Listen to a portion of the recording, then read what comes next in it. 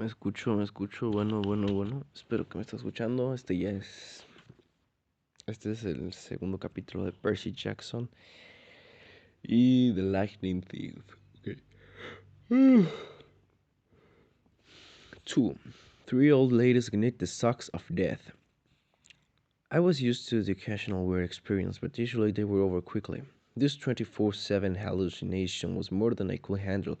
For the rest of the school year, the entire campus seemed to be playing some kind of trick on me. The students acted as if they were completely and totally convinced that Mrs. Kerr, a perky blonde woman whom I had never seen in my life until she got on our bus at the end of the field trip, had been our pre-algebra teacher since Christmas.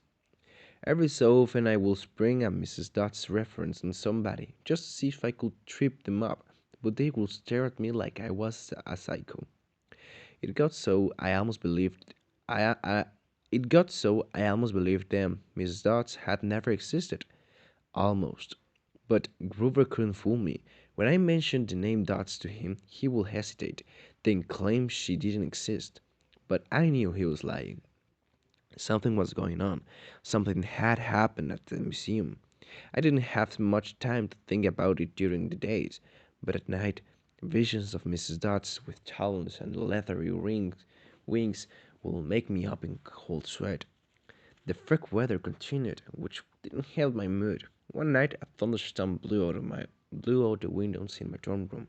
A few days later, the biggest tornado ever spotted in the Hudson Valley touched down on only 50 miles from Yancey Academy. One of the current events we studied in social studies class was the unusual number of small planes that had gone down in a sudden squalls in the Atlantic that year. I started feeling cranky and irritable most of the time. My grades slipped from these to F's. I got into more fights.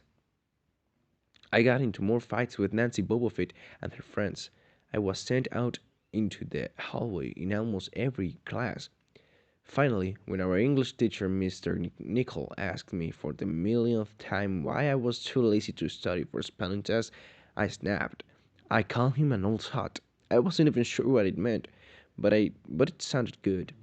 The headmaster sent my mom a letter the following week, making it official. I will not be invited back next year to Yancey Academy. Fine, I told myself. Just fine. I was homesick. I wanted to be with my mom in our little apartment on the Upper East Side, even if I had to go to public school and put up with my obnoxious stepfather and his stupid poker parties. And yet, there were things I'd miss at Jancy.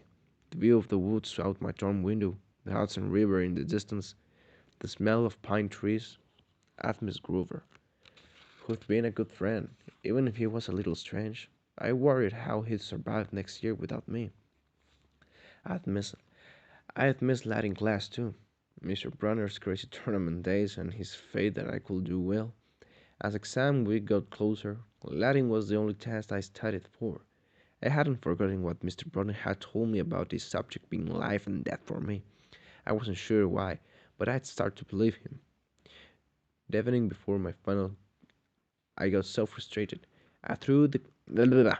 The evening before my final, I got so frustrated I threw the Cambridge Guide to Greek mythology across my dorm room. Words had started swimming off the page, circling my head, the letters doing 180s as if they were riding skateboards. There was no way I was going to remember the difference between Chiron and Sharon, or Polidex and Polidesus. And conjugating those Latin verbs? Forget it. I paced the room, feeling like ants were crawling around inside my shirt. I remember Mr. Bronner's serious expression, his 1,000-year-old eyes. I will accept only the best from you, Percy Jackson. I took a deep breath. I picked up the mythology book. I'd never asked teacher for help before. Maybe if I talked to Mr. Bronner, he could give me some pointers. At least I could apologize for the big fat F I was about to score on his exam. I didn't want to leave Yancey Academy with him thinking I hadn't tried. I walked downstairs to the faculty offices. Most of them were dark and empty, but Mr. Bronner's door was ajar, light from his window stretching across the hallway floor. I was 3 steps from the door handle when I heard voices inside the office. Mr. Brownie asked me a question. A voice that was definitely Grover said, "Worry about Percy, sir." I froze.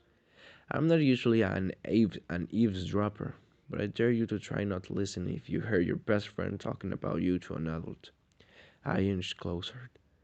"Alone this summer," Grover was saying. "I mean, I can't leave one in the school, now that we know for sure, and they know too. We will only make matters worse by rushing him," Mr. Brunner said. "We need the boy to mature more." "But he may not have time. The summer solstice deadline will have to be resolved without him, Grover. Let him enjoy his ignorance while he still can." "Sir, he saw her. His imagination," Mr. Brunner insisted.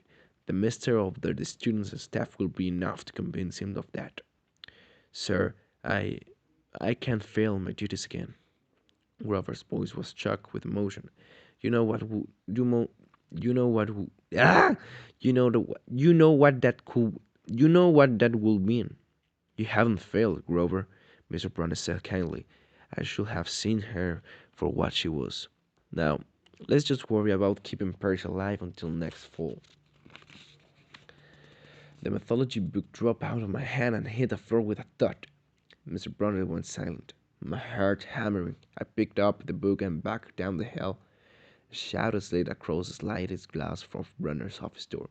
The shadow of something much taller than my wheelchair-bound teacher, holding something that looked suspiciously like an archer's bow. I opened the nearest door and slipped inside. A few seconds later, I heard a slow clup clup clup like a muffled wood blocks. Then a sound like an animal snuffing right out inside my door. A large dark-shaped paused in front of the glass, then moved on. A bed of sweat trickled down my neck. Somewhere in the hallway, Mr. Brunner spoke. "Nothing," he murmured. "My nerves haven't been right since the winter solstice." "Mine neither," Grover said. "But I could have sworn—" "Go back to the dorm," Mr. Brunner told him. "You've got a long day of exams tomorrow." "Don't remind me." The lights went out in Mr. Brunner's office. I waited in the dark for what seemed like forever. Finally, I slipped out into the hallway and made my way back up to the dorm. Grover was lying on his bed, studying his Latin exam notes like he'd been there all night. "Hey," he said, bleary-eyed, "you going to be ready for this test?" I didn't answer. "You look awful." He frowned. "Is everything okay?" "Just tired." I turned so he couldn't read my expression and started getting ready for bed. I didn't understand what had been heard downstairs. I wanted to believe I'd imagined the whole thing. But one thing was clear. Grover and Mr. Brunner were talking about me behind my back. They thought I was some kind of danger. The next afternoon, as I was leaving the 3-hour Latin exam, my eyes swimming with all the Greek and Roman names I misspelled, Mr. Brunner called me back inside. For a moment, I was worried he'd found out of my eavesdropping the night before, but that didn't seem to be the problem. "Percy," he said, "don't be discouraged about leaving Yancy. It's for the best." His tone was kind, but the words still remember, but the words still embarrassed me. Even though he was speaking quietly, the other kids finishing the test who could hear. Nancy Bobofit smirked at me and made sarcastic little kissing motions with her lips. I mumbled, "Okay, sir." I mean, Mr. Browning wheeled his chair back and forth like he wasn't sure what to say. "This isn't the right place for you." It was only a matter of time. My eyes stung.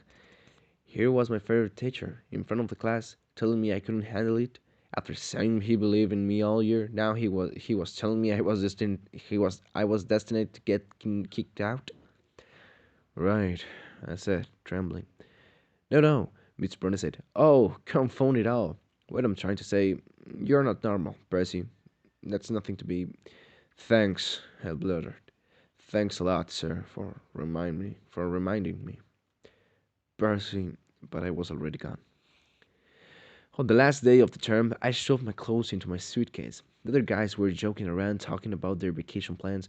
One of them was going on a hiking trip to Switzerland. Another was cruising to the Caribbean for a month. They were juvenile delinquents, like me, but they were rich juvenile delinquents. Their daddies were executives or ambassadors or celebrities. I was nobody from a family of nobodies. They asked me what I've been doing this summer, and I told them I was going back to the city. What I didn't tell them was that I've got that I've what I didn't tell them what I didn't tell them was that I'd have to get a summer job walking dogs or selling magazine subscriptions and spend my free time worrying about where I'd go to school in the fall. Oh, one of the guys said. That's cool.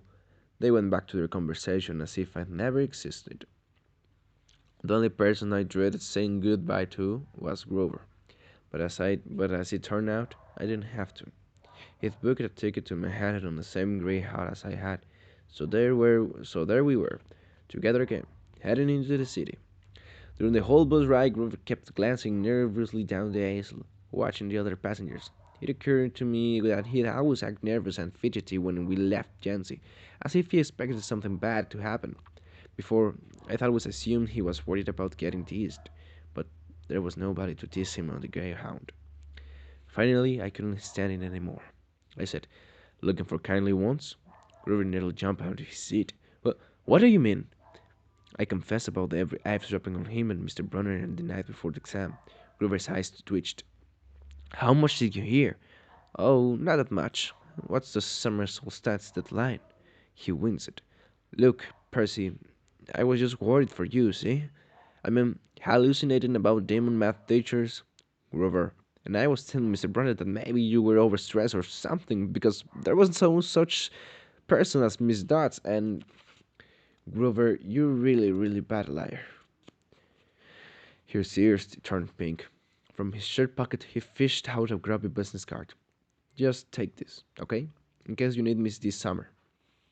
The card was, the card was in fancy script, which was smarter than my dyslexic eyes, but I finally made out something like Grover Underwood, keeper, Half Blood Hill, Long, Long, Key, Long Clan, Long Island, New York, 8 800 009 0009. "What's Huff? Don't say it out loud." "Yeah, that's my summer address." My heart sank. Guru had a summer home? I'd never considered that his family might be as rich as the other at Jancy. "Okay," I said glumly. "So, like, if I want to come visit your mansion," he nodded, or or if you needed me." "Why would I need you?" It came out harsher than I meant to. River blushed right down to his Adam's apple. "Look, Percy, the truth is I kind of have to protect you." I stared at him. All year long, I'd gotten in fights, keeping bullies away from him. I lost sleep worrying that he'd get beaten up next year without me. And here he was acting like he was the one who defended me. "Grover," I said, "what exactly are you to protect me from?" There was a huge grinding noise under our feet. Black smoke poured from the dashboard, and the whole bus filled with a smell like rotten eggs. The driver cursed and limped the grey on over to the side of the highway. After a few minutes clanking around in the engine compartment, the driver announced that we'd all have to get off. Ruben and I fell outside with everybody else. We were on a stretch of country road, no place you'd notice if you didn't break down there. On our side of the highway was nothing but maple trees and little from passenger cars. On the other side, across 4 lanes of asphalt shimmering with afternoon heat, was an old-fashioned fruit stand. The stuff on sale looked real good, heaping boxes of blue-red cherries and apples, walnuts and apricots, jugs of cider, in a cold-food tube full of ice. There were no customers, just 3 old ladies sitting in rocking chairs in the shade of a maple tree, knitting the biggest pairs of socks I'd ever seen. I mean, these socks were the size of sweaters, but they were clearly socks. The lady on the right knitted one of them. The lady on the left knitted the other. The lady in the middle had an enormous basket of electric blue yarn. All 3 women looked ancient, with pale faces, wrinkled like fruit leather, silver hair tied back in white bandanas, bony arms sticking out of the bleached cotton dresses. The weirdest thing was they seemed to be looking right at me. I looked over at Grover to say something about this and saw that the blood had drained from his face. His nose was twitching. "Grover?" I said. "Hey, man, tell me they're not looking at you." "They are, aren't they?" "Yeah, weird, huh?" You think those socks will fit me? Not funny, Percy. Not funny at all. The old lady in the middle took out a huge pair of scissors, gold and silver, long bladed like shears. I heard Grover catch his breath. We're getting on the bus, he told me. Come on. What? I said. It's 1,000 degrees in there. Come on! He pried open to the door and climbed inside, but I stayed back. Across the road, the old ladies were still watching me. The middle one cut the yarn, and I swear I could hear that snip across 4 lanes of traffic. Her true friends bellowed up the electric blue socks, leaving me wondering who they could possibly be for Sasquatch or Godzilla. At the rear of the bus, the driver wrenched a big chunk of smoke and metal out of the engine compartment. The bus shuddered, and the engine roared back to life. The passengers cheered. Darn right! Yelled the driver. He slapped the bus with his hat. Everybody back on board! Once we got going, I started feeling feverish, as if I'd got the flu. Grover didn't look much better. He was shivering, and his teeth were chattering. Grover? Yeah? What are you not telling me? He dabbed his forehead with his shirt sleeve. Percy, what did you see back at the fruit stand? You mean the old ladies? What is it about them? What is it about them, man? They're not like Miss Dots, are they? His expression was hard to read, but I got the feeling that the fruit stands lady was something much worse than Miss Dots. He said, Just tell me what you saw." The middle one took out her scissors, and she cut the yarn.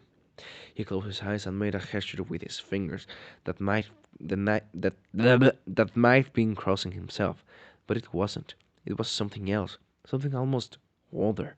He said, "You saw her snip the cord." Yeah, so? But even as I said it, I knew it was a big deal. This is not happening, Grover mumbled. He started chewing his thumb. I don't want this to be like the last time. What last time? Always sixth grade. They never get past sixth. Grover? I said, because he was really starting to scare me. What are you talking about? Let me walk you home from the bus station. Promise me. This seemed like a strange request from me, but I promised he could. Is this like a superstition or something? I asked. No answer. Grover, that snipping of the yarn, does that mean somebody is going to die? He looked at me mournfully, like he was already picking the kind of flowers I'd like the best on my coffin.